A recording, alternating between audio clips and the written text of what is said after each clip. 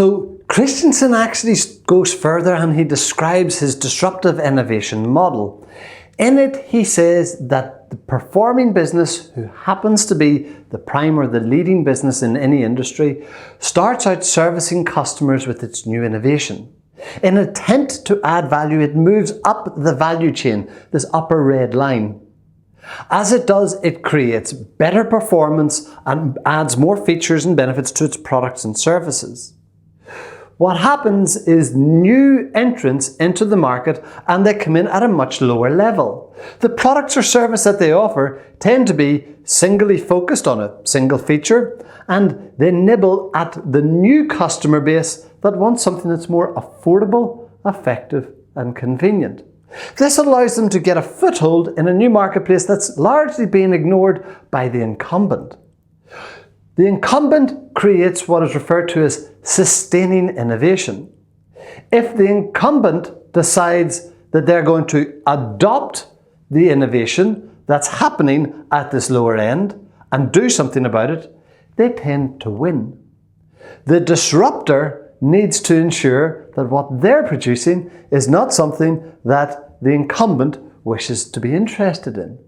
And by the time the incumbent's starting to see a new groundswell of new customers buying something that's more affordable, effective and convenient, it's quite often too late. Let's take a look at how this has played out in the past. If we go back and take a look at the old days of Xerox, Xerox produced these wonderful big industrial photocopiers.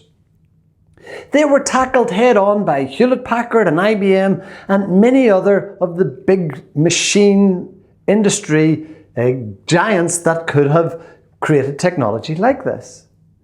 But no one knocked Xerox off their perch, because as they produced a better machine, Xerox upped their game and produced it as well. That competitive advantage was controlled because they had sustaining innovation. That was until a disruptor came along, and that disruptor was Canon. Canon produced a desktop copier. It was poorer quality, slower. It was aimed at a different market, and it proved to be more affordable, more effective for the individual who wanted desktop, and more convenient. And at that moment in time, Xerox's monopoly started to wane. Xerox had choices to make and didn't necessarily make the right choices, and there goes my theory and Christensen's theory that if we want to understand disruptive innovation, we should actually pay the respect of reading Christensen's book and understand what he means by it. So to go over again, there's 3 hallmarks that represent the ability for someone to disrupt. It tends to be they come in with something that is more affordable, more effective and more convenient. And of course, the internet is the farmyard that allows this to happen. To be able to make something that is more affordable than an old school competitor, effective and certainly more convenient with the proliferation of mobile devices, which are equivalent to supercomputers in the pocket of everyone, that means that there's advantages and opportunities in which we can change the market.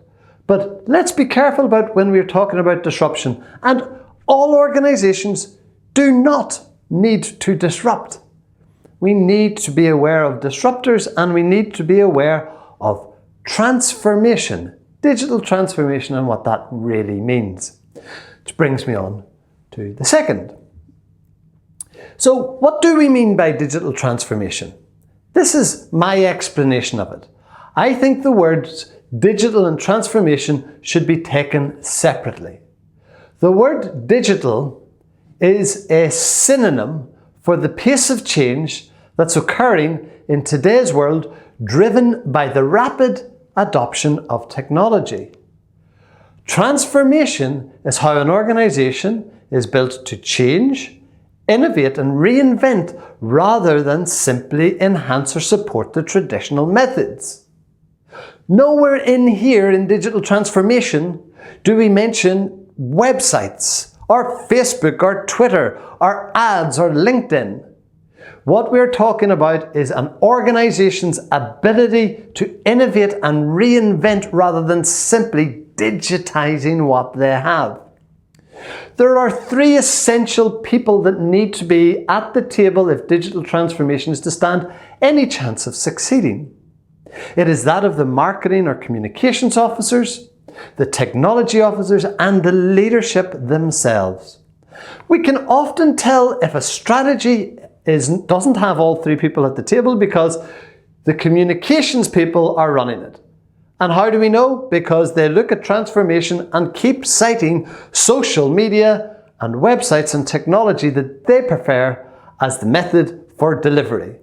Those, as we have already discussed, are the technology delivery agents. They do not create transformation. And it is the role of the communications professional to step away from marketing tactics and, in this occasion, turn and look at communications leadership.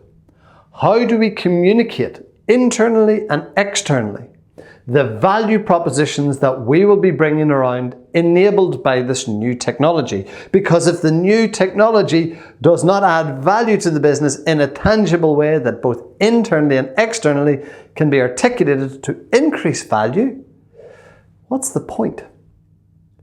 Next, we have to take a look at the technologist's role, which is changing. Quite often the technologists are there to support heavy infrastructure, traffic shaping across networks, telecommunications and fiber optics and stuff I don't understand. But what I do understand is that digital innovators, the rapidly changing digital businesses, are asking for something quite different. They're asking that they can buy stuff that's off the shelf and cobble it together to run tests, a sandbox, a playground, to see if they can invent the new. Of course, this challenges the technologist because on one hand they're being asked to guard all data at all effects, and on the other, departments are running around them and taking APIs and plugging them together, which goes against the corporate culture. We need a bimodal IT solution, one that can operate at the speed of which the business requires, and another that also secures the infrastructure and that very important customer or citizen data that we hold. Last and not least is the leadership. A technology-oriented strategy typically talks about retooling departments. We know that it's too technology-focused if we're starting to see product names appearing in our strategy. We will use Microsoft 360. That's not a strategy for transformation. That's a technology enablement plan, and that's important. But this is all driven usually because of the shortage of leadership input, and this is normal. So take a breath. If you're in leadership, it is normal that you haven't been involved in the digital plans, and the reason being is because you think it's technology oriented. The word digital puts it into the hands of either marketers and the technologists. They are essential. But more than that, we need vision, understanding competitive advantage, understanding customers, marketplaces, and those dynamics. We need to use data to help us make informed decision making. And it's not actually as frightening as it appears. As we will see, that's what our digital transformation frameworks enable. Get those three people around the table, the leadership team, the technologists and the communications, who are also leaders by the way, get them around the table and create and use a framework for digital transformation to reinvigorate your organization, to be able to invent and create a culture of innovation. Innovation, there's a misused word. Usually the word innovation is used to describe any good idea. I have it here from Wikipedia on good authority that the process of translating an idea or invention into a good or service that creates value for which customers will pay for. How many of your ideas have created some level of step change in your organization that creates new value which a customer will pay for? Quite often, it's not a lot. And if it has happened, quite often, it is by accident rather than by design. So innovation, let's just say what it's not. Innovation is not any good idea. Innovation is not the same as creativity. Having a design department, having a product company design section in your business is not the same as having an innovation section. What it actually is, we've created this little step ladder, which kind of describes the steps that help me understand this terminology of innovation. At the bottom, we can see replication. I've given it 1 star. We see something that we like, we buy it in, we replicate it, good or service, we just replicate it. That doesn't get us kudos. That doesn't build up staff morale. That doesn't create competitive advantage. That doesn't necessarily even reduce costs. Next, we have iteration, where we take the idea or the concept and we change it a bit. Again, this is 2 stars. The top of the heap is invention, followed beneath it by innovation. Now, what's the difference here? Innovation tends to be understood within the marketplace that you're in, and customers will pay for it. More often than not, go and invent something, there's no demand. Why? Because people don't know it exists. You just invented it. So inventions have to be turned into innovations quite often. But if you're aiming to be inventive or innovative, it's where the stars lie. It's where the kudos lies. It's where the business advantage lies. And you can get there by implementing a good digital business strategy. When I talk about digital business strategy, I'm talking about business strategy through the lens of digital. What does that mean?